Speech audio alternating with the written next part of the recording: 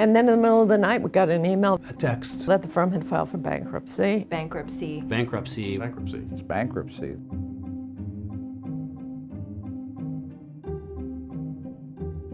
Hi, my name is Loveleen Sidhu. William Putz. Mohammed Grimeh. Lynn Gray. Luis Sanchez. Beth Annisman.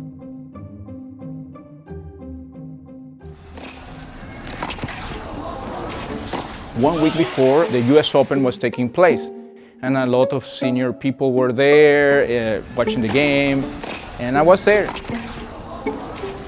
That was a very interesting week. Bear Stearns had collapsed, and the next ones in line, Lehman Brothers. We never thought it was going to collapse, but the talk among some of the clients there in the suite was the bank was not in very good shape. There certainly was, all throughout the spring and summer, a feeling that somehow the senior executives would find a way to pull something out to save the firm. And we thought somebody would come in and bail us out, like Bear Stearns. There was definitely some anxiety in the office, and there had been a tremendous amount of focus on Lehman Brothers in the press.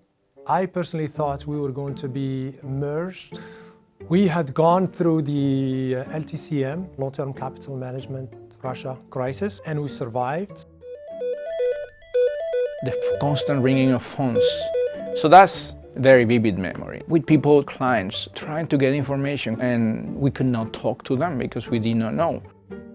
On Friday, September 12th, I think that most people left the office assuming that over the weekend, we would find out whether we were going to be purchased by Bank of America or Barclays. Friday morning, we got a phone call to head out to a law firm, and that's where we met with business heads from Bank of America.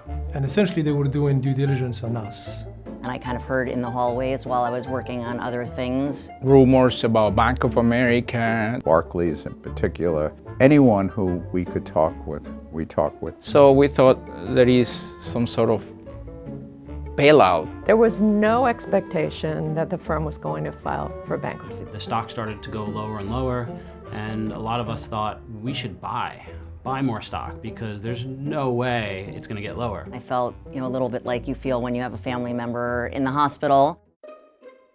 I remember that weekend very vividly. I was working very hard from home. I finally got a call, I think it was maybe Saturday morning, and so I ran into the office. Fielding a lot of phone calls, putting together a lot of spreadsheets. I was looking back at emails that were going back and forth between my family and my friends, and I remember sending an updated resume to my brother. Was I worried if I would have a job on Monday? Yeah, I think everyone was, because there was too much stuff that was in the media.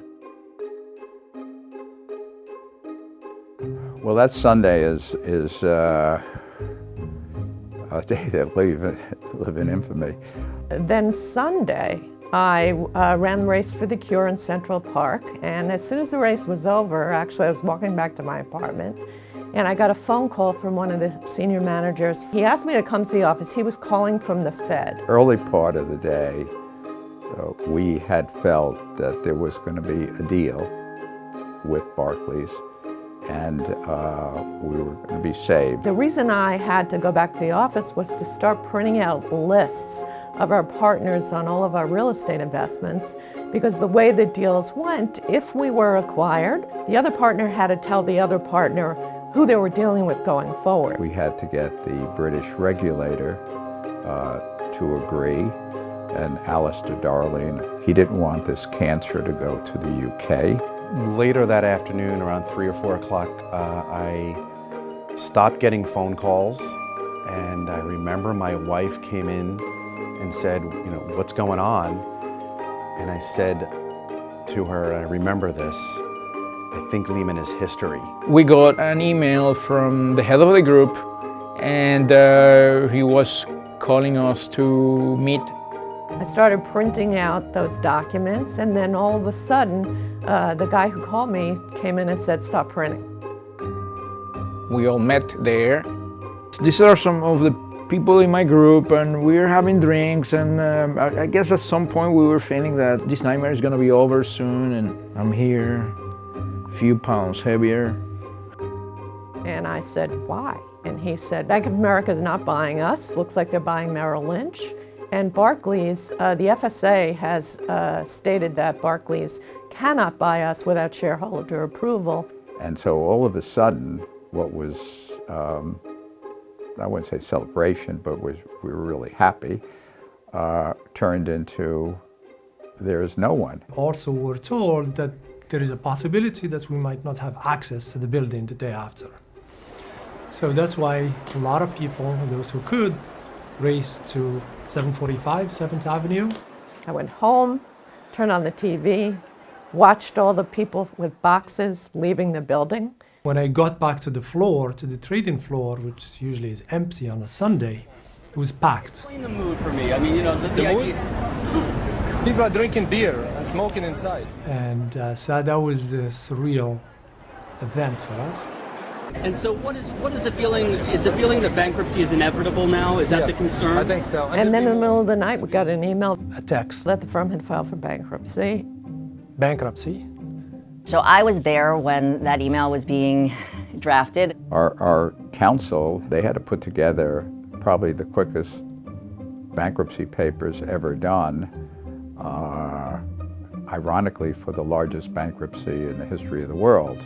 A number of us actually reviewed that email and kind of had a hand in the tone and just making sure that we were saying what needed to be said. The one thing I learned that night is the number of shoes that women have under their desks. So I didn't sleep very well that night and was at the office at 6 a.m. It was an historic day with Wall Street shaken to its very foundation today.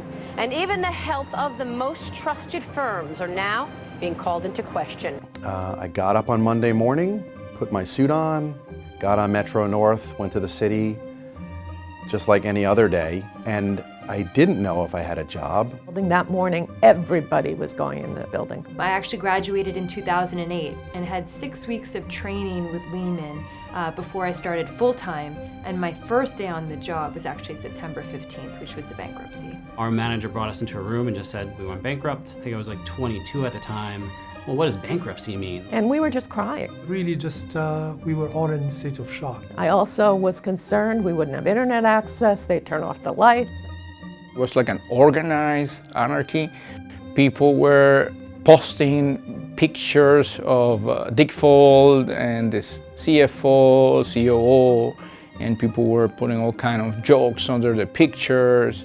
And people started sending emails to each other, saying goodbye. People were crying, hugging each other. Stand out of your cubes, look around and go, what's next? Like a big machine had just shut off, and it just felt very quiet, where none of us really knew what direction anything would take.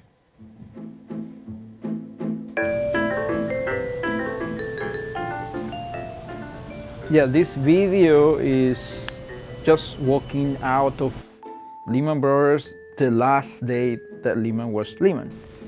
I just filmed the whole thing and I'm just walking out, and it's basically the last elevator ride from the trading floor to the street.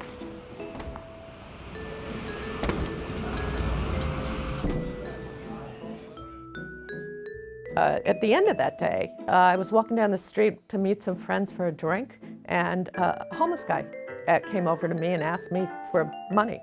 And he saw my Lehman Brothers bag, and he said, "Oh no, that's okay. Never mind."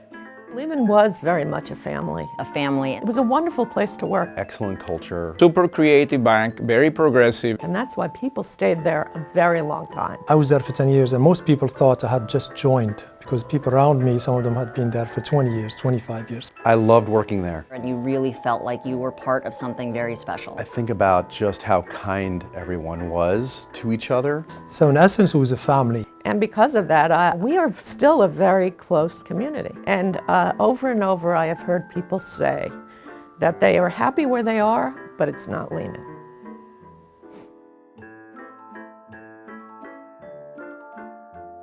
Well, this is my ID from Lehman Brothers. Now, I've had this jacket for several decades. This is my Lehman Brothers coffee mug. It's like a lot of Lehman things. It's very sturdy and very functional. This is, like I say, like a Rubik's Cube. Yeah, I don't know if you can read it, but it says where vision gets built. Where vision gets built, right? That's something none of us ever understood what it meant. We are one firm defined by our unwavering commitment to our clients, our shareholders, and each other. Our mission is to build unrivaled partnerships with and value for our clients through the knowledge, creativity, and dedication of our people, leading to superior returns for our shareholders.